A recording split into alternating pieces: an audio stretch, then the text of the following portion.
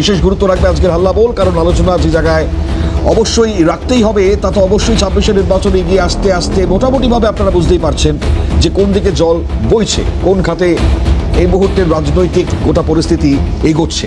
হ্যাঁ, মানে বেশ কিছুদিন ধরে ধর্ম যার উপর ভিত্তি করে বিভিন্ন ছবি বেশ কয়েকটা দিন লাগাতার আলোচনার মধ্যে আমরা ছিলাম। তো এবার আবার এসআইআর প্রসঙ্গ স্বাভাবিকভাবে সামনে চলে আসছে, তার মধ্যে সিএএ এর প্রসঙ্গ, নাগরিকত্বের প্রসঙ্গ, আরও তাৎপর্যপূর্ণ হয়ে উঠছে সুপ্রিম কোর্টের এক বিশেষ পর্যবেক্ষণ, যাকে কেন্দ্র করে আজ অবশ্যই আলোচনা হবে হাল্লা বলে, গুরুত্ব রাখবে সেই জায়গায়। অন্যদিকে আজ মুখ্যমন্ত্রী মমতা বন্দ্যোপাধ্যায় তার কোচবিহারের সভা, আর সেই সভা থেকে ফের আরও একবার কেন্দ্রের বিরুদ্ধে টানা সুর চড়িয়েছেন। তার মধ্যে বিশেষ করে স্পেসিফিক্যালি 100 দিনের কাজ, যাকে কেন্দ্র করে লাগাতার বিদ্ধ করেছেন কেন্দ্রের সরকারকে, কাগজ ছিঁড়ে প্রতিবাদ পর্যন্ত জানিয়েছেন। এই প্রতিবাদের ঝাঁজ কিন্তু বাড়ছে ধীরে ধীরে। এর মধ্যেই সংসদ চত্বরে চলছে নীরব প্রতিবাদ তৃণমূল কংগ্রেসের। আপনারা জানেন বঙ্কিমচন্দ্র চট্টোপাধ্যায়কে বঙ্কিমদা সম্বোধন, আর তা নিয়ে গতকালে প্রধানমন্ত্রীর মুখ থেকে, আরও এক কেন্দ্রীয় সাংস্কৃতিক মন্ত্রী তার মুখ থেকে এই ধরনের সম্বোধন বেরোবার পর লাগাতার আক্রমণ চলছে। একই সঙ্গে দাঁড়িয়ে আজ মারাত্মক হুমায়ুন কবির তাত্ত্ববিস্ফোরক বক্তব্য প্রতি মুহূর্তেই সামনে আসছে। আজকেও এমন এক বক্তব্য তিনি এনেছেন, তাতে অবশ্যই রাজনৈতিক গুরুত্ব আগামী সময় থাকবে, আলোচনায় সেটাও মানব। স্বাস্থ্য সাথীতে লাগাম ছাড়া দুর্নীতি, এই অভিযোগ কে করছেন? তৃণমূল কংগ্রেসের সাসপেন্ডেড বিধায়ক হুমায়ুন কবির। ফলত আজ একদিকে দাঁড়িয়ে যখন বিশেষ পর্যবেক্ষণ, তার দিকে আজকে প্রথমেই নজর রাখবার চেষ্টা করবার কিছুক্ষণের মধ্যে আমাদের যারা প্যানেলিস্টরা রয়েছেন তাদের সঙ্গে পরিচয় করাবো। আজ নাগরিকত্ব নিশ্চিত হবার পরেই ভোটাধিকার, সুপ্রিম কোর্টের পর্যবেক্ষণে কি চাপে পড়লেন মতুয়ারা? বড় প্রশ্ন দিয়ে আজকে শুরু করতে হচ্ছে, কারণ সুপ্রিম কোর্ট যে পর্যবেক্ষণ রেখেছেন আপনারা জানেন, নাগরিকত্ব নিশ্চিত হওয়ার পরই একমাত্র ভোটাধিকার, এটা স্পষ্ট করে দিয়েছে সুপ্রিম কোর্ট। ভোট দিতে পারবেন কি সিএতে নাগরিকত্বের আবেদনকারী মতুয়ারা? মারাত্মক এক অবস্থা বা প্রশ্নের জায়গায় মুহূর্তে বড় করে উঠছে, ঘোরতর অনিশ্চয়তার এক অবস্থা মাথার মধ্যে ইতিমধ্যে তৈরি হয়ে গিয়েছে। এখন যেটা কি বলা হচ্ছে সিএর তরফ থেকে, সেটাও যদি আমরা একটুখানি তার দিকেও নজর রাখবার চেষ্টা করি। নাগরিকত্ব সংশোধনী আইন, সেখানে স্পষ্টতই বলা হচ্ছে যে সুনির্দিষ্ট সময়ের মধ্যে যারা ভারতে এসেছেন তারা নাগরিকত্বের জন্য আবেদন করতে পারবেন। কারা নাগরিকত্বের জন্য আবেদন করতে পারবেন সে বিষয়টাও সুনির্দিষ্ট করে বলা আছে, যেখানে দাঁড়িয়ে বেশ কিছু বিষয় উল্লেখ করা হয়েছে। অর্থাৎ সেই জাতিগত শর্ত যদি না মানা হয় তাহলে পরে তো হবেই না, সেই শর্তগুলো মানতে হবে, তাহলে তারা নাগরিকত্ব পাবেন। স্বাভাবিকভাবেই এখন এই বিষয়ের মধ্যে সুপ্রিম কোর্টের আজকের এই বিশেষ পর্যবেক্ষণ সেটা কিন্তু গুরুত্ব রাখছে। হ্যাঁ, এর মধ্যে অবশ্যই আশার আলো একটা রয়েছে। আশার আলো কি না, পরবর্তী যে নির্দেশ, কেন্দ্রীয় সরকার যদি এই সিএ এর প্রক্রিয়াকে দ্রুত সম্পন্ন করার নির্দেশ দেয়, যদি তা ফেব্রুয়ারির মধ্যে হয় তাহলে পরে কিন্তু তারা ভোট দিতে পারবেন। তার জন্য অবশ্যই নাগরিকত্ব নিশ্চিত হবার প্রয়োজনীয়তা রয়েছে। ফলত এখন একটা দুশ্চিন্তা, আমরা মমতা বালা ঠাকুর তার বক্তব্য পেয়েছি আজ, তিনি সংসদে ইতিমধ্যেই তার বক্তব্য স্পষ্টত রেখেছেন। আজকে যা বিষয় নিয়ে তারা বলতে গিয়েছিলেন, তো মমতা বালা ঠাকুরের প্রথম বক্তব্য দিয়ে শুরু করব, তার বক্তব্য শুরু। পাকিস্তান এবং আফগানিস্তান থেকে যারা এসছে তাদের পুনর্বাসনের জন্য কোশ্চেনটা ছিল। সেখানে আমি প্রশ্ন করি যে তাহলে যারা বাংলাদেশ থেকে এসছে আমার মতো সমাজের মানুষ, তাহলে এসআইআরকে নিয়ে যারা হিন্দু তাদেরকে এখান থেকে তাহলে কেন বিতাড়িত করার জন্য আপনারা করছেন? তার উত্তরে উনি আজকে কোনো জবাব দিতে পারেনি। এসআইআর করে তাদের এই দেশ থেকে বিতাড়িত করার জন্য এবং ডিটেনশন ক্যাম্পে ঢুকানোর জন্য যে পরিকল্পনা করেছে আজকে আমরা সেটা বুঝতে পারলাম। এই ছিল মমতা বালা ঠাকুরের গতকালের বক্তব্য। আজকে যখন এই নাগরিকত্ব নিশ্চিত হওয়ার পরেই ভোটাধিকার, এটা সুপ্রিম কোর্ট তার পর্যবেক্ষণে জানাচ্ছেন। ফলত এখন মতুয়া গড়ে স্বাভাবিকভাবেই প্রশ্ন উঠতে শুরু হয়ে গিয়েছে। লাগাতার আন্দোলন দেখেছিলেন আপনারা, মমতা বালা ঠাকুর তার নেতৃত্বেও সেখানে আন্দোলন পরিণত হয়েছিল। এরই মধ্যে আজ মুখ্যমন্ত্রী একটা গুরুত্ব রেখেছেন, বক্তব্য রেখেছেন, বলছেন সংখ্যালঘু ভোট ভাগের চেষ্টা হচ্ছে, এমনটাই অভিযোগে তিনি আজকেও সরব হয়েছেন। আমি সেটাও একবার দেখাবার চেষ্টা করি আপনাদেরকে। আজ কোচবিহারের সভা থেকে ঠিক এই জায়গায় মুখ্যমন্ত্রীর বক্তব্য, ডিটেনশন ক্যাম্প এনআরসি নিয়েও তার বক্তব্য রয়েছে, শুনুন। আমরা চাই না, আমরা নিজের পায়ে দাঁড়াতে জানি। তোমরা এখন হাঁটি হাঁটি পা পা করে যাও আর বাংলাকে ভুলে যাও। যতই চক্রান্ত করো, এসআইআর সামনে, পেছনে এনআরসি। এনআরসি মানি না, মানব না, ডিটেনশন ক্যাম্প হবে না, মানুষ বিতাড়িত হবে না, নিশ্চিন্তে থাকুন। একদিকে নিশ্চিন্তে থাকার বাণী মুখ্যমন্ত্রী, তিনি অভয় বার্তা দিচ্ছেন। অন্যদিকে দাঁড়িয়ে যে বিশেষ গুরুত্ব রাখে পর্যবেক্ষণ, আজ সুপ্রিম কোর্টের তরফ থেকে এই পর্যবেক্ষণে মতুয়ারা তারা কি ভোট দিতে পারবেন সেটা এখন সব থেকে বড় অনিশ্চয়তার জায়গা। ফলত বেশি দিন তো আর বাকি নেই, তার আগেই যে একটা পরিস্থিতি তৈরি হয়েছে, সেই পরিস্থিতিটা আগামী সময়, যেটা অভিযোগ করছেন মুখ্যমন্ত্রী যে সংখ্যালঘু ভোট ভাগের চেষ্টার অভিযোগ তো একটা রয়েছেই, তারই সঙ্গে এখন এই মুহূর্তে দাঁড়িয়ে আরও একটা মতুয়াগড় বা মতুয়াদের ভোট, যার উপর আপনারা জানেন একটা গুরুত্ব রাখে সেখানে ভোট পার্সেন্টেজে। ফলত এই মতুয়াগড়ের মতুয়ারা তারা আজ এই জায়গা থেকে দাঁড়িয়ে আগামীতে কি বলবেন তার দিকে আমাদের বিশেষ নজরও থাকছে। এখন এই পরিস্থিতিটার মধ্যে মাইনরিটি ভোট ব্যাংক, যেটা নিয়ে বলছিলাম কিছুক্ষণ আগেও, তার একটা গুরুত্বপূর্ণ বার্তা তিনি দিয়ে গেছেন, সেটাও একবার শুনিয়ে রাখবার চেষ্টা করি তাই আপনাদেরকে। সংখ্যালঘুদের উদ্দেশ্যে বিশেষ বার্তা মুখ্যমন্ত্রী, শুনুন। ইলেকশনের সময় সংখ্যালঘু ভোট ভাগ করবার চেষ্টা করছেন কোটি কোটি টাকা খরচ করে, আর অন্য সময় সংখ্যালঘুদের নাম বাদ দাও, শীতলকুচিতে গুলি করে মারো। ভুলে গেছেন সব, ভুলে গেছেন সব। নির্বাচনের সময় রাজবংশী মানুষের কথা বলেন, আর নির্বাচনের আগে আসাম থেকে নোটিশ পাঠান। আসাম থেকে নোটিশ পাঠাচ্ছেন কুচবিহারের লোককে, আলিপুরদুয়ারের লোককে, কি না তো তুমি আসামে এসে কৈফিয়ত দিয়ে যাও। কেউ যাবেন না, আপনারা বাংলায় থাকেন, বাংলায় থাকবেন, বহাল তবিয়তে থাকবেন। আপনারা বাংলাতেই থাকবেন, বাংলাতে বহাল তবিয়তে থাকবেন, মানে অনুপ্রবেশ যখন একটা বড় ফ্যাক্টর। ইনফ্যাক্ট আপনারা হাকিমপুর সীমান্তের ছবিগুলো দেখেছেন, এখন সেখানে দাঁড়িয়ে অনুপ্রবেশের পাশাপাশি বিশেষ করে যে বক্তব্যগুলো আজ এসছে, সেই বক্তব্যগুলোর মধ্যে আজ মুখ্যমন্ত্রী যেটা বলছেন তার অভয় বার্তাটাও গুরুত্ব রাখছে। এখন আবারও বলছি, মানে ঠিক এই জায়গা থেকে দাঁড়িয়ে একদিকে দাঁড়িয়ে মতুয়াগড়, অন্যদিকে দাঁড়িয়ে এই বিভাজনের যে রাজনীতি, যার মধ্যে সংখ্যালঘু ভোট বিভাজন, তার বক্তব্য বা বার্তা ইতিমধ্যে মুখ্যমন্ত্রী দিচ্ছেন। একই সঙ্গে কোচবিহার থেকে দাঁড়িয়ে বিশেষ করে যে সমস্ত, যেমন রাজবংশীদের নিয়ে যে বার্তাটা তিনি দিয়েছেন, তাও তাৎপর্য রাখে, আমরা সেটাও শোনালাম আপনাদেরকে।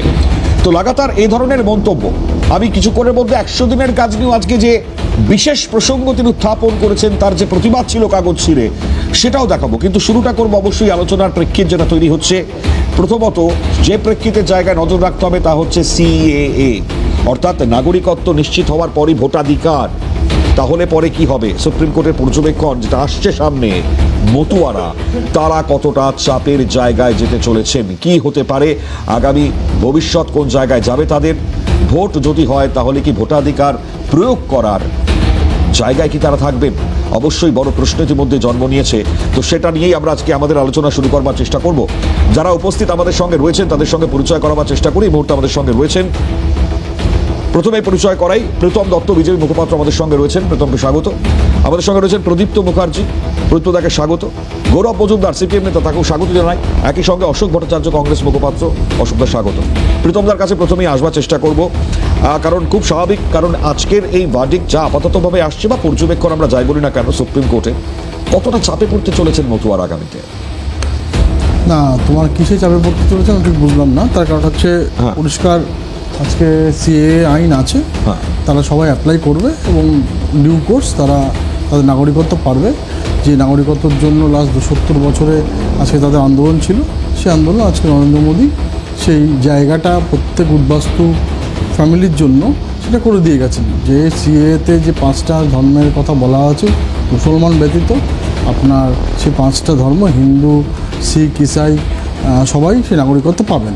এবার ধরুন যাদের যাদের ওখানে আরেকটা ক্লজ দেওয়া আছে যেটা নিয়ে আপনার বিরোধীরা মিথ্যাচার করেন, এবং শুধু বিরোধীরা কেন, আমাদের স্টেটের একজন কনস্টিটিউশনের শপথ নেওয়া মুখ্যমন্ত্রী মিথ্যাচার করেন। উনি বলেন যে একদম করবেন না, তার কারণ হচ্ছে আপনাদের নাকি সুবিধা থেকে বঞ্চিত হবে। কিন্তু ওখানে 6B-তে একটা ক্লজ আছে, সেখানে বলা আছে যে যা যা সরকারি সুবিধা এতদিন ধরে পেয়ে এসছেন সেটা সিএতে অ্যাপ্লাই করলে সেই একটাও সুবিধা আপনার চলে যাবে না, সব সুবিধাই থাকবে, শুধু যেটা আপনার নাগরিকত্ব নেই সেই নাগরিকত্বটা। কিন্তু মমতা বালা ঠাকুর তো আরো মারাত্মক অভিযোগ করছেন। গতকাল আমরা সেই বক্তব্যটা আরো একবার শোনাই, মমতা বালা ঠাকুরের অভিযোগটা আরো একবার স্পষ্ট করি, প্রথমের থেকে আমরা থেকে উত্তর দেবো, শুনুন। এবং পাকিস্তান এবং আফগানিস্তান থেকে যারা এসছে তাদের পুনর্বাসনের জন্য কোশ্চেনটা ছিল। সেখানে আমি প্রশ্ন করি যে তাহলে যারা বাংলাদেশ থেকে এসছে আমার মতো সমাজের মানুষ, তাহলে এসআইআরকে নিয়ে যারা হিন্দু তাদেরকে এখান থেকে তাহলে কেন বিতাড়িত করার জন্য আপনারা করছেন? তার উত্তরে উনি আজকে কোনো জবাব দিতে পারেনি। এসআইআর করে তাদের এই দেশ থেকে বিতাড়িত করার জন্য এবং ডিটেনশন ক্যাম্পে ঢুকানোর জন্য যে পরিকল্পনা করেছে আজকে আমরা সেটা বুঝতে পারলাম। প্রীতমদা কোনো উত্তর নেই, মমতা বালা ঠাকুর অভিযোগ করছেন, বলার পরেও কোনো রকম কিছু সন্ধান বা উত্তর দিতে পারেন। উনি অ্যাপ্লাই করেছেন, উনি সিএটা অ্যাপ্লাই করেছেন কিনা আমরা জানি না, বা উনি কোথাকার আমরা জানি না। উনি তো বারবার ভুল বোঝাচ্ছেন। তোমার ক্যামেরার মাধ্যম দিয়ে আজকে যত রকম আপামর উদ্বাস্তু বাঙালি মতুয়া সহ যারা দেখতে পাচ্ছেন তারা মুসলমান ব্যতীত সবাই সিএতে অ্যাপ্লাই করুন, সেটা ভারতবর্ষের আইন পাশ হয়ে গেছে। যত ইন্ডি জোট এবং তৃণমূল কংগ্রেস এখানে এনআরসি বলে স্টেশন পুড়িয়েছে, হাজারদুয়ারি ট্রেন পুড়িয়েছে, মানুষকে অসুবিধায় ফেলেছে, সব কিছু করেছে, তাও ভারতবর্ষের আইন বলবৎ করতে পারেনি। যেইভাবে ভারতীয় মুসলমানদের, বাঙালি মুসলমানদের বিপদে ফেলেছে, এই আজকে ওয়াকফ বিলের যখন ইমপ্লিমেন্ট করার সময় উনি এত কম মানে ভারতবর্ষের আইন পাশ হয়ে যাওয়ার পরও প্রায় 5-6 মাস সময় ছিল উমিদ পোর্টাল আপলোড করার জন্য, কিন্তু করেননি। লাস্ট 7-8 দিন 10 দিনের মধ্যে আপলোড করতে পারেনি। সেই জন্য সবচেয়ে নিচে ভারতীয় মুসলমান, এই পশ্চিমবঙ্গ মুসলমান সবচেয়ে নিচে আছে। সেম জিনিসটা এই আপনার উদ্বাস্তু ফ্যামিলিদেরও বারবার উনি ভুল বোঝাচ্ছেন। আপনার ক্যামেরার মাধ্যম দিয়ে আমি ভারতীয় জনতা পার্টির মুখপাত্র হিসাবে আপনাদের বলছি, এটা ভারতবর্ষের আইন, না বিজেপির আইন, না অন্য কোনো পার্টির আইন, ভারতবর্ষের আইন, সংসদে পাশ করে যাওয়া আইন। আপনারা প্রত্যেকে অ্যাপ্লাই করুন এবং আপনাদের অ্যাপ্লাই করার পরে আপনার যারা যেই সুবিধা গভর্নমেন্ট থেকে পান সেই কোনো সুবিধা থেকে নেওয়া মানে হয়ে যাওয়ার কথা ছিল আর কি, তাও কেন হচ্ছে না? তার কারণ হচ্ছে আমি আপনাকে বলে দিই, আজকে 2019-এ এই আইনটা পাস হয়ে যাওয়ার পর আজকে 2026 সাল। আজকে মুখ্যমন্ত্রীর মতো জনপ্রতিনিধি থেকে শুরু করে, আজকে তৃণমূলের জনপ্রতিনিধি থেকে শুরু করে, পুরো ইন্ডিজোট থেকে শুরু করে যারা তখন বিরোধিতা করেছিল এই আইন, যারা বিরোধিতা করেছিল যে উদ্বাস্তু ফ্যামিলিদের মাথায় যে উদ্বাস্তু আপনার ছাপটা আছে, আমিও একটা উদ্বাস্তু ফ্যামিলির ঘরের ছেলে, যে আমাদের মাথায় যে উদ্বাস্তু মানে স্ট্যাম্পটা আছে সেটা সরিয়ে দেওয়ার জন্য যেই আইনটা নরেন্দ্র মোদী নিয়ে এসেছিল সেটা থেকে যায়, তার জন্য বারবার ভুল বুঝিয়েছে। এবং স্বয়ং মুখ্যমন্ত্রী, সংবিধানের শপথ নেওয়া একজন মুখ্যমন্ত্রী এটা করতে পারে, যেটা আমরা অবাক হয়ে যাচ্ছি আপনার রাজনীতি ছাত্র হিসাবে। উনি গিয়ে আজকে মতুয়ার ঘরে গিয়ে বলে এসছেন কেউ অ্যাপ্লাই করবে না, মিথ্যাবাদী মুখ্যমন্ত্রী আবার প্রমাণ হচ্ছে। এই আজকে দেখছেন না, কুচবিহারে গেছেন, কাজের জন্য গেছেন। কদিন আগে যখন কুচবিহারের মানুষ মরছিল, এমন না যে হঠাৎ করে মরছিল তখন উনি দেরি করে নাচছিলেন। উনি তো সংবিধানশীল একটা মুখ্যমন্ত্রী, উনি মানে আপনার চেয়ারে থাকার জন্য মানুষকে মারতে পারে। ওয়াকফ বিলে যেরকম চন্দ্রদাসকে মেরেছে, সেভাবে মতুয়াদের আজকে বিপদগামী করছেন। প্রদীপ্তদার থেকে উত্তর দিই, মারাত্মক অভিযোগ করছেন প্রীতমদা। এত বাজে কথা বলার পরেও এই যে পশ্চিমবঙ্গের গণতান্ত্রিক বাতাবরণে এত সুন্দরভাবে ভালোভাবে থাকা যায়, তার কারণ আমাদের যে সহনশীলতা। আমরা যে সহনশীলতা, মুখ্যমন্ত্রী যে মিথ্যা কথা বলে কি বলা যাবে? দেখেছো ঠিক এটাই বলতে চাইছিলাম, বিজেপিকে কিছু বলা মানে তার যে চিৎকার চেঁচামেচি, সেই চিৎকার চেঁচামেচিটা এখনো 40 মিনিট বাকি আছে। প্লিজ এইটাই আমি দর্শক বন্ধুদের দেখাতে চাইছিলাম। দর্শক বন্ধুরা দেখুন, এখানে বসে চেক করছে, কোনো লাভ হবে না। ঠিক এইটাই প্রমাণ করতে চাইছি যে এরা বিরিং যে আজকে বিরিং করে লাফাতে থাকবে। তৃণমূল কংগ্রেসটাকে ছুঁড়ে ফেলে দেবেন। বন্ধু কি করবেন বলুন? প্রীতম, আমি একটু শুনে নিই। আমার না সুকান্ত ভট্টাচার্য সেই ভালো খাবারের প্রথম লাইন এবং শেষ লাইনটা মনে পড়ছে, যে ধনপতি পাল তিনি শেষে বলছেন বলা ভারী শক্ত, সবচেয়ে ভালো খেতে গরিবের রক্ত। ধনপতি পাল সব জায়গায় গিয়ে হাততালি পাচ্ছেন, সবার থেকে বড় তিনি, তার রাজ্যে সূর্য অস্ত্র হয় না, বিশাল ভালো রেখেছেন সবাইকে। নরেন্দ্র মোদী মহাশয় আইনের মাধ্যমে দেশকে এত ভালো রেখেছেন যে ভালো রাখতে গিয়ে সিএ আইন করলেন। আজকে তো প্রশ্ন হচ্ছে সিএ আইনের বৈধতা পরে সুপ্রিম কোর্ট চ্যালেঞ্জ না করে কেন? কারণ যাদের ভোটে আজকে সুকান্ত বাবু থেকে শুরু করে এই যে আমাদের জাহাজ প্রতিমন্ত্রী বা আমার প্রধানমন্ত্রী যারা নিযুক্ত হলেন, তারা তো একদিকে ফল্টি ভোটার লিস্টের মাধ্যমে নির্বাচিত, আবার এমন মানুষদের দ্বারা নির্বাচিত যারা নাগরিক নয়। মতুয়ারা আজ নাগরিক নয়, এই কথা শুনতে হচ্ছে, তারা নাগরিকত্ব পেয়ে যাবেন। Can you believe that? বিজেপির মুখপাত্র এখানে বলছেন যে আপনারা সব অধিকার যেমন পাচ্ছেন, নাগরিকতাটা এখনো হয়নি, নাগরিকতাটা পেয়ে যাবেন। 70 বছরের নাগরিকত্ব নিশ্চিত হবার পর ভোটাধিকার। সেটাই তো বলছি, তাহলে 70 বছর ধরে আপনাদের যে আন্দোলন, সেই আন্দোলনের ফসল আপনারা নরেন্দ্র মোদীর নেতৃত্বে পাবেন ভবিষ্যৎ। তাহলে বর্তমানে যে সরকারটা রয়েছে, যারা পশ্চাতে ভোট পেয়েছে এই মতুয়াদের, তাহলে সেই মতুয়াদেরকে বলছেন পাবেন। এই সিএ ক্যাম্প করলো এসআইআর এর সময়, মুখ্যমন্ত্রী মমতা বন্দ্যোপাধ্যায় ভুল বলেননি, সেই বলে যাচ্ছেন জুন মাস থেকে ফেব্রুয়ারি মাস থেকে যে প্রথমে হবে এসআইআর, তারপরে হবে এনআরসি, তারপরে হবে সিএ বা এরকম একটা দুষ্ট চক্র। আপনি ব্রজবাসীকে দেখেছেন বা কোচবিহারে আজকে উনি বলেছেন, কোচবিহারে দেখেছেন যে এনআরসির নোটিশ এসছে সেই সব মানুষদের যারা কোনোদিন আসামে যায়নি।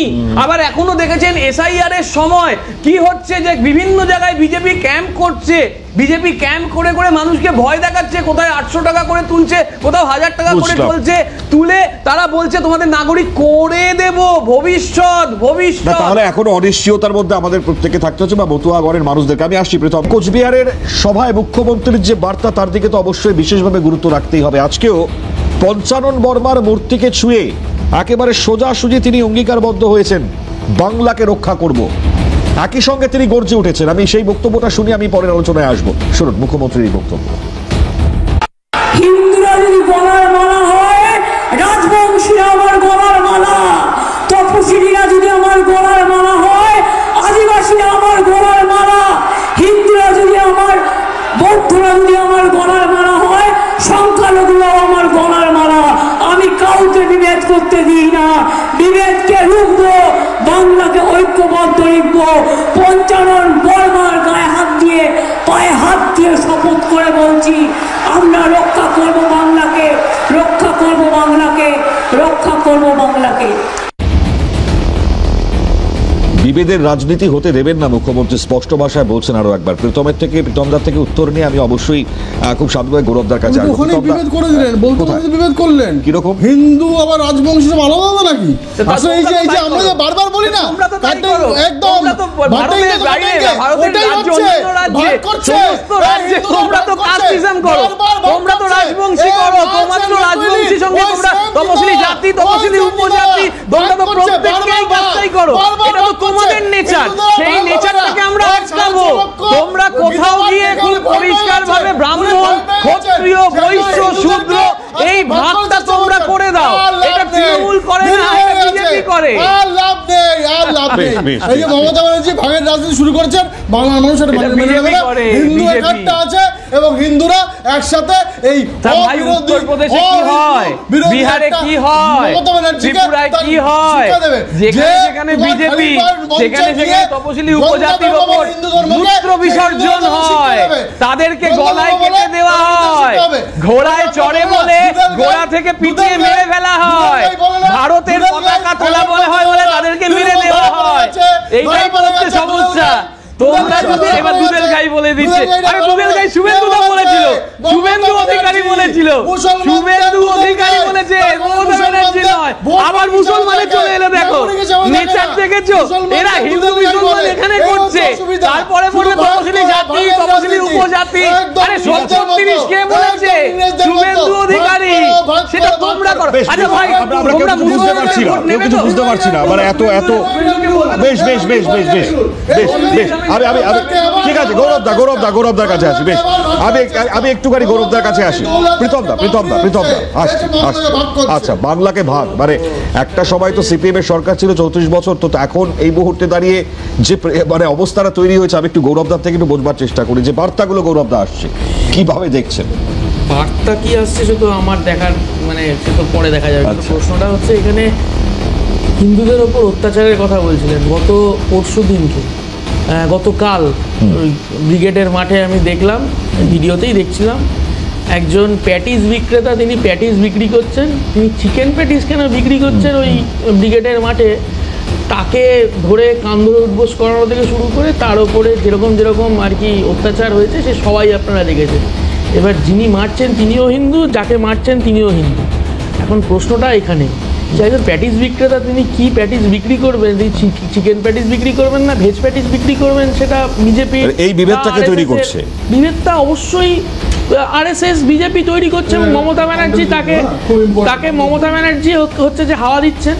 এখন মমতা ব্যানার্জি হচ্ছে যে বিধানসভায় দাঁড়িয়ে তিনি রাজ্য বাজেটের সময় তিনি বক্তব্য রাখছেন। রাজ্য বাজেটে আমরা জানতে চাই যে তিনি রাজ্য বাজেটে কি করবেন বা কি করেছেন, সেই সব আলোচনার থেকে পুরো ঘুরে গিয়ে চলে গেল তিনি কত বড় হিন্দু, তিনি কত বড় ব্রাহ্মণ সেখানে। আজকে দাঁড়িয়ে উনি পঞ্চানন বর্মার পা ছুলেন না মাথা ছুলেন না বুক ছুলেন আমি জানি না, সে নিয়ে আমার বিতর্ক করার কোনো প্রশ্ন নেই। কিন্তু প্রশ্নটা হচ্ছে যে রাজবংশী, যে হচ্ছে কোচ, তারা তো সবাই হিন্দুদের মধ্যেই অংশ বা হিন্দু, তারা তো দেবদেবীর পুজো করেন অন্যান্য, সেখানে আলাদা করে হিন্দু, আলাদা করে রাজবংশী, আলাদা করে কোচ বা আলাদা করে নেপালি, আলাদা করে মানে পাহাড়িয়া, এরকম করার তো প্রশ্ন নেই। ভাগ তো উনি করছেন, আর সেই ভাগ করে দেওয়ার জায়গায় বিজেপি সেখানে গিয়ে ধোঁয়া দিচ্ছে। এখন কথাটা হচ্ছে এখানে বিজেপির প্রতিনিধি তিনি প্রথমে বলার সময় বললেন যে মতুয়াদের নাগরিকত্ব দিয়ে দেবো।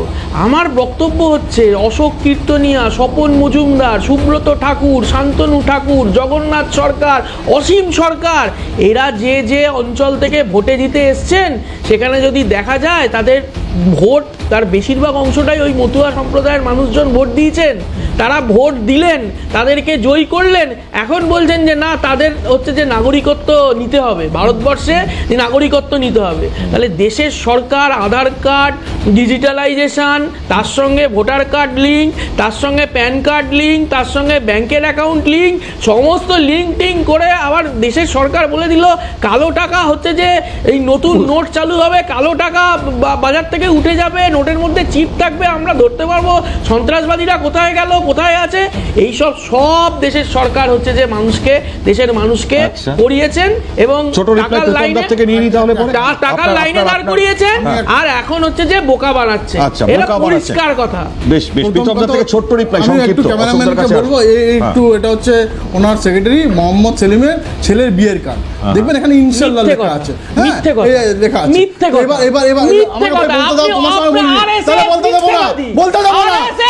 না যে ছেলেমেয়ের বিয়ের সময় তোমার ছেলের মাংস নিয়ে যাবে, এটাই হচ্ছে অসুবিধা। এই বামপন্থীরা আজকে এই বেঙ্গলি তোমার এই মার্কসিস্ট মাওবাদীদের নিয়ে ভারতবর্ষকে দ্বিখণ্ডিত করে সৃষ্টি করছে। হিন্দু জোটের আরেকজন আজকে বড় বড় কথা বলে তোমরা ডাকো না এখানে, শূন্য করে দিয়েছে, এখানে এসে অচিন্তাই করবে। আসলে মুশকিলটা হচ্ছে এই আমাদের ভার্সন সব তোমার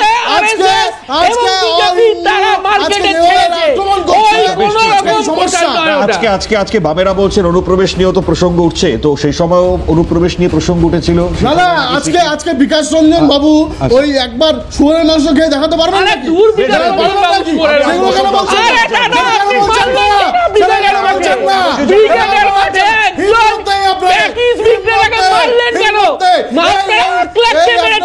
তার বাড়িতে কি মাংস আছে না কি আছে দেখতে গিয়ে মেরেছেন, খুন করেছেন। আপনারা আপনারা হত্যাকারী, আপনারা বর্বর, মানুষের অধিকারকে খর্ব করেন। আপনারা আরএসএস বিজেপি দেশের ক্ষতি করছে, যারা ভোট টাকা দিচ্ছে খুন করেছে, যারা ব্রিটিশের সাথে মুসলিম করার জন্য হুমায়ুন কবিরকে সাপোর্ট করেছে, সেলিমের দল। বিতর্কর জায়গা আমরা ডেফিনেটলি অনেকগুলো প্রসঙ্গ এর মধ্যে উত্থাপনে যাবি অশোকদার কাছে চলছেই, কারণ এতগুলো প্রাসঙ্গিক আজকের বিষয়, তার মধ্যে লাগাতার আজ মুখ্যমন্ত্রী কোচবিহারের জনসভা থেকে যেভাবে আক্রমণ শানিয়েছেন, কেন্দ্রের সরকারকে আবারও বিদ্ধ করেছেন 100 দিনের কাজ নিয়ে। বেশ, আচ্ছা ঠিক আছে, আমি প্রীতমদা যেটা বলছেন আমি আসছি, প্রীতমদার কথা শুনবো। অশোকদা অনেকক্ষণ ধরে রয়েছে, তার আগে আমি একটু বক্তব্যটা শুনিয়ে নিই। মুখ্যমন্ত্রী আজকে যে বক্তব্য লিখেছেন এবং একই সঙ্গে কাগজ ছিঁড়ে প্রতিবাদ জানিয়েছেন, সেটাও দেখাবো আপনাদেরকে। দেখুন, 100 দিনের কাজ বন্ধ করে দিয়েছে কেন্দ্রীয় সরকার। হাইকোর্ট কবে অর্ডার দিয়েছে? আমাদের লোকেরা গেছিল দিল্লিতে আন্দোলন করতে, সব এমপির নামে কেস দিয়েছে, সব মন্ত্রীদের নামে কেস দিয়েছে, ট্রেন বাতিল করে দিয়েছে। ভাড়া করেছিলাম, ওখানে একটা চুনাপুটি মিনিস্টার, আধা মন্ত্রী টাইম দিয়েও দেখা করেনি, এত অসম্মান করেছে। 100 দিনের কাজে মনে রাখবেন 22 সাল 21 সাল পর্যন্ত আমরা 1 নম্বরে ছিলাম ভারতবর্ষে। বাংলা কোনোদিন মাথা নত করেনি এবং করবেও না। বাংলা মাথা উঁচু করে চলতে জানে। হঠাৎ করে গত পরশুদিন একটা চিঠি দিয়েছে আমাদের, হাইকোর্ট সুপ্রিম কোর্ট হয়ে যাওয়ার পর, প্রায় 1 বছর পর। তাতে বলছে forced by court order 6 December থেকে রেস্ট্রিকটিভ কন্ডিশন দিয়েছে, শর্ত দিয়েছে। কি শর্ত? কোয়ার্টারলি লেবার বাজেট দেখাতে হবে। দেখাবার টাইম কোথায়? আমি বলি, তোমার এই কাগজটা দেখছো না, এই কাগজটার কোনো ভ্যালু নেই, এটা ভ্যালুলেস। কর্মশ্রী 75 দিন এবারে কাজ হয়েছে, 70 দিন হয়ে গেছে, আরো 75 থেকে 80 দিন করব, আর 100 দিনের কাজ বাংলায় করবে। তোমাদের ভিক্ষে আমরা চাই না। তাই এই কাগজটাকে, এটা আমার নোট, গভর্নমেন্টের নোট, এটা সেন্ট্রাল গভর্নমেন্টের অর্ডার নয়, অর্ডারটা করে দিলাম, ছিঁড়ে ফেলে দিচ্ছি। আমি এটাকে মনে করি অসম্মান, অপমান।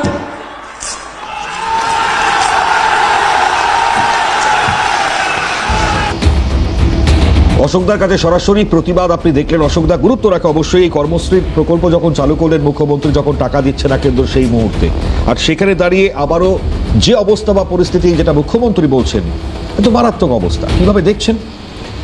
প্রথমে আমি আগে একটু বলে নিই এই মতুয়াদের ব্যাপারটা। আচ্ছা, স্বাধীনতার আগে যারা উদ্বাস্তু হয়ে তথাকথিতভাবে এসেছিলেন, তাদের নাগরিকত্ব নিয়ে কখনো কোনোভাবে কোনো প্রশ্ন আসেনি। দীর্ঘদিন কেন্দ্রে কংগ্রেস সরকার ছিল।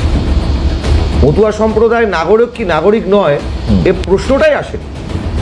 যত সম্ভব 1962 সাল প্রমথ রঞ্জন ঠাকুর, তিনি হাঁসখালি থেকে কংগ্রেসের বিধায়ক নির্বাচিত হয়েছিলেন। পরবর্তী সময়ে আজকে যখন আপনি ভাবুন, যাদের বিজেপি বলছে নাগরিক নয়, এখানে বিজেপির প্রতিনিধি বলল মতুয়াদের নাগরিকত্ব দেওয়া হবে, তার মানে তারা নাগরিক নয়। তাহলে একজন অনাগরিক মানুষকে নরেন্দ্র মোদী তার মন্ত্রিসভায় জায়গা দিলেন। ভারতবর্ষের ক্যাবিনেটে বসে রয়েছে শান্তনু ঠাকুরের মতন একটা মানুষ বিজেপির ক্যাবিনেটে, আর সে বিজেপি বলছে শান্তনু ঠাকুর নাগরিক নয়। ভাবুন আপনি ব্যাপারটা, মানে কতটা অসাংবিধানিক কাজ তারা করেছে। 1 নম্বর কথা, যদি মতুয়ারা নাগরিক না হয়। 2 নম্বর কথা, এই শান্তনু ঠাকুর একজন অনাগরিক, যে নাগরিক নয় বিজেপির ভাষায়, সেই শান্তনু ঠাকুর বুঝতে অসুবিধা হচ্ছে। সেই শান্তনু ঠাকুর বুঝতে অসুবিধা হচ্ছে, যারা নাগরিক নয় তারাই অ্যাপ্লাই করবে, যারা নাগরিক তারা কেন অ্যাপ্লাই করতে যাবে? Very good. বলতে দেবে এরপরে কিন্তু বলতে দেবো না, এরপরে বলতে দেবো না, এরপরে বলতে দেবো না, তোমাদের ইন্ডিজোটের লোক। আরে এরপরে বলতে দেবো না, আরে বলতে তোমরা রাখো রাখো রে ভাই, কি আসে যায়, আরে রাখো পুরো বাংলার আরে রাখো, ভারতবর্ষে এইভাবেই চলবে, কিন্তু এইভাবেই চলবে, এইভাবেই চলবে, চায় না তোমাদেরকে তাড়িয়ে দিয়েছে, এইভাবে চলবে। ঠিক আছে, ভারত যারা টুকরো টুকরো করেছে, যাদের জন্য এত অসুবিধা, তারা আবার কথা বলবে। বঙ্কিম দা শিক্ষা ম্যাটার করে ভাই, বঙ্কিম দা, আরে মাস্টার দা, মাস্টার দা শিক্ষা ম্যাটার করে। আসল মুশকিলটা হচ্ছে অশিক্ষিত আজকে এই আপনার যারা হয় তাই সমস্ত কথা বলবে, আজকে ইন্ডিজোটের লোকজন সমস্ত কথা বলবে,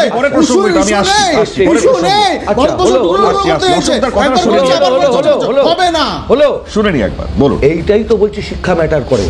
বঙ্কিম দা দা বলে কেস খেয়ে গেছে, মাস্টার দা থেকে দাটাকে কেটে দিয়ে মাস্টার বলে দিয়েছে। অশিক্ষিত বর্বর গাওয়ার একে বলে।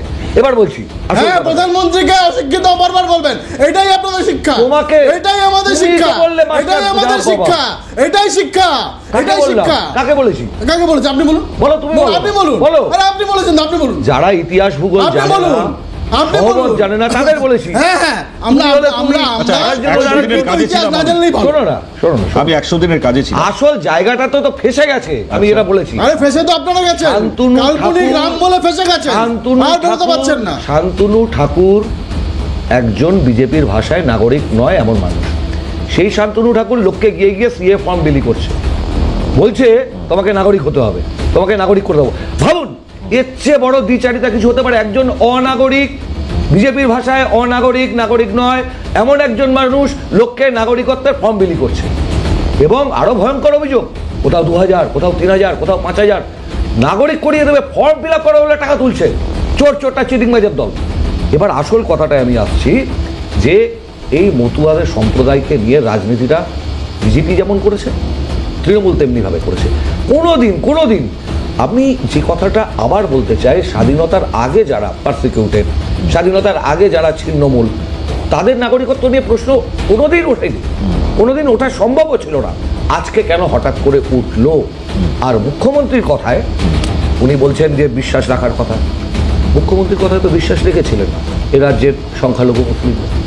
উনি মুর্শিদাবাদের শুটিতে গিয়ে বলেছিলেন যে ওয়াক অফ আইন তিনি এ রাজ্যে কার্যকর হতে দেবেন না, মানে অ্যামেন্ডমেন্ট, সংশোধিত ওয়াক অফ আইনটাকে সবাই বিশ্বাস রেখেছিলেন। এবং ওই যে পোর্টাল, উমিদ পোর্টালে যে আপলোডটা, ন্যাচারালি সে আপলোডটা স্লথ হয়ে গিয়েছিল, মাত্র 10% আপলোড। আজকে তাড়াহুড়ো করে জেলা শাসকদের কাছে নির্দেশ যাচ্ছে আপলোড করতে হবে। সুতরাং আমরা বলতে চাইছি যে না তৃণমূল না বিজেপি, এদের এই চক্করে পড়ে আজকে মতুয়াদের নিশ্চিত নাগরিকত্ব প্রশ্নের সামনে চলে গেছে। আমরা বারে বারে, মমতা ঠাকুর কোন দল করে আমাদের কাছে সেটা ম্যাটার নয়, আমাদের নেতারা, বামপন্থী নেতারা সে অনশন মঞ্চে আমরা গেছি, আমরা এই আন্দোলনে রয়েছি।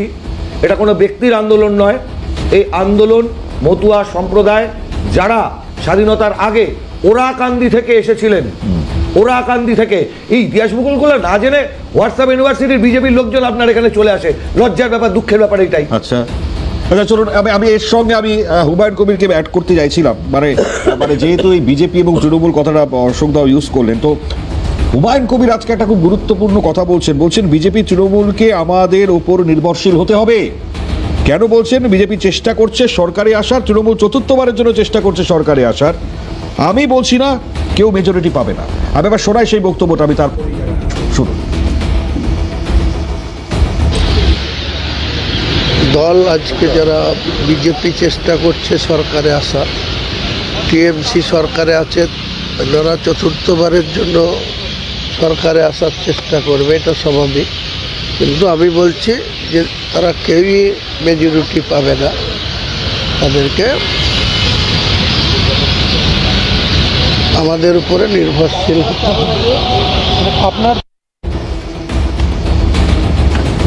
তাদের উপরে নির্ভরশীল হতে হবে, এটা একটা মারাত্মক বিষয়। আমি অবশ্যই এক্ষেত্রে দাঁড়িয়ে বিষয় সম্বন্ধে আমি অবশ্যই জানবো। তবে এরই মধ্যে আবার স্বাস্থ্য সাথীদের লাগাম ছাড়া দুর্নীতির অভিযোগ এনেছিলেন। আমরা দেখেছি মুর্শিদাবাদ জেলায় যে সমস্ত নার্সিং হোমগুলো রয়েছে সব তো কন্ট্রোল করে চিফ মেডিকেল অফিসার ডিস্ট্রিক্টের, সিওমএইচ।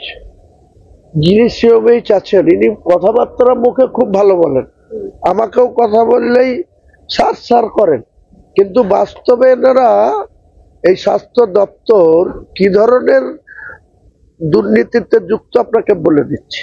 যতগুলি নার্সিং হোম মুর্শিদাবাদে আছে, যেসব নার্সিং হোমে আপনার স্বাস্থ্যসাথীর কার্ড এলাও আছে, তাদের একটা গরিব মানুষ তার স্বাস্থ্যসাথী কার্ড নিয়ে নার্সিং হোমে যাচ্ছে, তার যে ট্রিটমেন্টটা করাচ্ছে হার্ডলি যদি সেই ট্রিটমেন্টের কস্ট হয় বা খরচ হয় তাহলে 5 থেকে 10 হাজারে থাকা উচিত, সেটা 50,000। এক মাসের ওই নার্সিং হোমে যতগুলা পেশেন্ট দেখলো তার 50 গুণ বেশি বিল হচ্ছে। সেই বিল আবার স্বাস্থ্য ভবনে চলে আসছে, স্বাস্থ্য ভবনে 10% টাকা দিলেই বিল পাস হয়ে যাচ্ছে। তাহলে কি পরিষেবা দিচ্ছে স্বাস্থ্যমন্ত্রীকে আপনি প্রশ্ন করুন তো। এই বক্তব্যের পর প্রদীপ্তদার কাছে না যাওয়া ছাড়া আমার উপায় নেই। প্রদীপ্তদা কি বলবেন? মানে আমি বলছি ডুবনে ওয়ালো কো তিনকে সাহারা হি বহুত, আচ্ছা এই গানটা মনে পড়ে গেল। একটা বিধায়ক, যে বিধায়ক দিনের, আমি একটা বলছি কিন্তু একজন বলিনি, এই যে বিধায়ক তিনি দীর্ঘদিন ধরে জনসেবা করে যাচ্ছেন মুর্শিদাবাদের মানুষের জন্য, তাকে নাকি লোকজন বলেছে আপনি বাবা বিধায়ক পদ থেকে ইস্তফা দেবেন না, আপনি বিধায়ক পদ থেকে ইস্তফা দিলে আমাদের কাজের অসুবিধা হবে, আপনি ছাড়া আমার চলে না, আপনি ছাড়া আমাদের চলে না, মানে আপনি সব সাংসদকে খুঁজে পাওয়া যায় না, সেটাই বলছি আর কি, মানে উনি ছাড়া আর ওখানে নকল সাংসদ আর কেউ নেই। সেটাই তো বলছি, শোনো না মজাটা শুনতে তো, যে সাংসদকে খুঁজে পাওয়া যায় না, এটা তো ওনার অভিযোগ, এবং উনি ছাড়া কিছুই হয় না। দুর্নীতি উনি ছাড়া কি করে হয়ে গেল? মানে কি নিজের গায়ে নিজে বলছে। এই ভয়েসটা কাইন্ডলি ওনার কানে কেউ দিয়ে দেবেন, যে একজন বেঈমান বিজেপি স্টুজ, যে গতকালকেও বলেছে যে বিজেপির জুজু নাকি, বিজেপি ভূত নাকি, যে বিভিন্ন রাজ্যে তো তারা ক্ষমতায় আছে, এইখানে এলে তাদের ক্ষমতার অসুবিধা কি আছে, আমরা তাদের সঙ্গে সহযোগিতামূলক একটা জায়গা তৈরি করে মুসলমানদের স্বার্থ রক্ষা করব, এই ধরনের কথা বলে ও আসলে নিজের কবরটা আরো বড় করে খুলছে। বড় ভিড় আইএসএফও করেছিল, বড় ভিড় করেছিল, তার রেজাল্ট সবাই জানে। সেটা হচ্ছে যে প্রদীপ্তদা হুমায়ুন কবিরের নামটা নিলেন না, ঠিক আছে, কিন্তু কথাটা হচ্ছে প্রদীপ্তদা এই হুমায়ুন কবিরকে আপনারা তো বিজেপির থেকে দলে নিয়েছিলেন, যখন নিয়েছিলেন তখনও এই হুমায়ুন কবির সম্বন্ধে অভিযোগ ছিল। আচ্ছা, এই হুমায়ুন কবির ওখানে দাঁড়িয়ে কি সব ভাষণ টাষণ দিয়েছিলেন সব জানেন, তারপরেও আপনারা এই হুমায়ুনকে হাওয়া দিয়েছেন, তারপরেও আপনারা হুমায়ুনকে ওখানে হচ্ছে যে কাজ করতে দিয়েছেন। শোকজে দিয়ে কিছু লাভ নেই। প্রদীপ্তদা আপনারা ওকে জনপ্রতিনিধি করেছেন, আপনারা নিয়েছেন তো দলে, আপনারা নিয়েছিলেন তো রেজ্জাক মোল্লাকে, এবং রেজ্জাক মোল্লা মানে জীবনের রেজ্জাক মোল্লা জীবনের শেষে যে বক্তব্যগুলো রেখে গেছে, যে বক্তব্যগুলো রেখে গেছে, সেই বক্তব্যগুলো খারাপ লোককে নিয়েছিলাম। আপনার কাছে কি হুমায়ুন কবির ভালো লোক? আমি তা বলছি না, আপনার কাছে হুমায়ুন কবির ভালো লোক তাই নিয়েছিলেন কেন? আসলে প্রদীপ্তদা, আসলে প্রদীপ্তদা আচ্ছা, প্রথম কথা আমি তোমার এই হুমায়ুন কবিরের ব্যাপারে বলার আগে বাংলা বাঙালিকে নিয়ে যে কথা বলে, আমি একটু ক্যামেরাম্যানকে বলবো কাইন্ডলি একটু ফোকাস করে দেখাবো।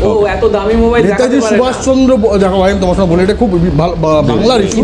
হ্যাঁ, বাংলা এটা তোমার হিঙ্গলগঞ্জে, হ্যাঁ যোগেশগঞ্জ বলে পঞ্চায়েতে নেতাজির মূর্তিকে তোমার কিভাবে অবহেলা করেছে, চারিদিকে তোমার ডিয়াল রোটারি নোংরা ছবি।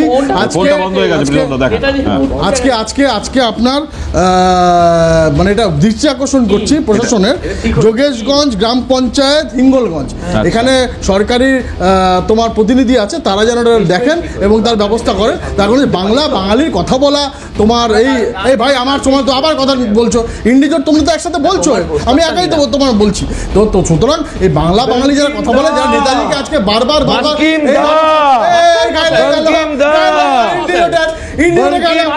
সুভাষচন্দ্রকে নিয়ে বললে কংগ্রেসের গায়ে লাগবে। আসলে মুশকিলটা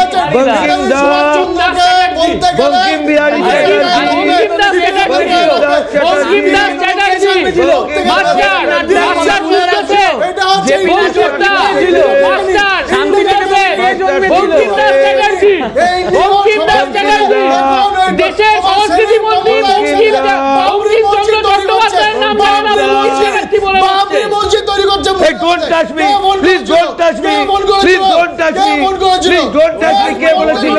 Don't touch me. Don't touch me. Don't touch me. Mohammad Selim ফোনটা কেন করেছিল? মোহাম্মদ সেলিম বঙ্কিমদা ফোন করেছিল। কোন কাজ বঙ্কিমদা রে? আমার কথা বঙ্কিমদা রে কোন কাজ? আরো না बंकिमदा बंकिमदा अरे बंकिमदा कौन कहा है भैया बंकिमदा सेनेटरी बोला बंकिमदा बोलिए ना बंकिमदा अरे बताइए बंकिमदा सेनेटरी मास्टर छुटছে बोलिए बंकिमदा सेनेटरी मास्टर छुটছে বিদ্যাসাগরের মূর্তি ভেঙেছো তোমরা আমরা কিন্তু আসল জায়গা থেকে হারিয়ে গেলাম। মানে প্রত্যেকে বলছেন হয়তো অনেক কিছু, কিন্তু আলটিমেট হুমায়ুন কবির যে অভিযোগটা করলেন এই বিষয়ের উপর কথা বলাটা ডেফিনেটলি প্রয়োজন ছিল। বলতে গেলে ইংলিশে বলতে গেলে তার কারণে অসুবিধা হয়। অনেক অসুবিধা হয়। বিজেপি বলবে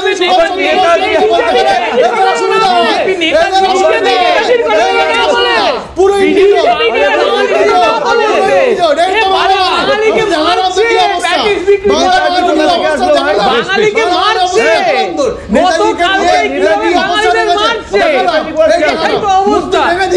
এরা বুদ্ধিসাগরের বিরুদ্ধে ছিল একজন আমি নাম ধরে বলছি বিদ্যাসাগরের ওখানে তোমার মূর্তি ভেঙেছিল মণিশঙ্কর যে আমি চ্যালেঞ্জ করে বলছি চ্যালেঞ্জ করে বলছি ব্যবস্থা নিচ্ছ না কেন? ব্যবস্থা নাও। আমরা জানি কেন ব্যবস্থা নাও? আমরা আমাদেরই তো রাজ্য শোনা যাচ্ছে। এই তো ভাই সরকার আমরা আসে ব্যবস্থা নেব। চুরি করা প্রফেসর টিচার তাদের রাজ্যপাল কি করছে? ওই মুনির উপর ব্যবস্থা রাজ্যপাল কি করছে? অমিত শাহ লোকেরা ভেঙেছিল। অমিত শাহ লোকেরা ভেঙেছিল বাবা। ঠিক আছে, সময় শেষ। আমি ধন্যবাদ জানাই প্রত্যেককে, ধন্যবাদ জানাই। আমাদের আলোচনা তো চলবে লাগাতার। প্রদীপ্তদা ধন্যবাদ, প্রীতম দা, গৌরব দা, অশোক দা, প্রত্যেককে অসংখ্য ধন্যবাদ জানাই। দেখুন, আলোচনার যে জায়গা বা কেন্দ্রবিন্দু ছিল সেখান থেকে লাগাতার বিভিন্ন পরিষয় পরিস্থিতি তা নিয়ে আলোচনা করার চেষ্টা করলাম আমরা। লাগাতার আলোচনা চলবে। আগামী সময় 26 নির্বাচনের আগে আরও বিভিন্ন পরিস্থিতি তৈরি হওয়ার পথে, সেগুলো নিয়ে আগামী সময় আলোচনা করবো। আপাতত এখানে শেষ করছি। অন্যান্য সব খবরের জন্য আপনাদের নজর থাক সিএনএ।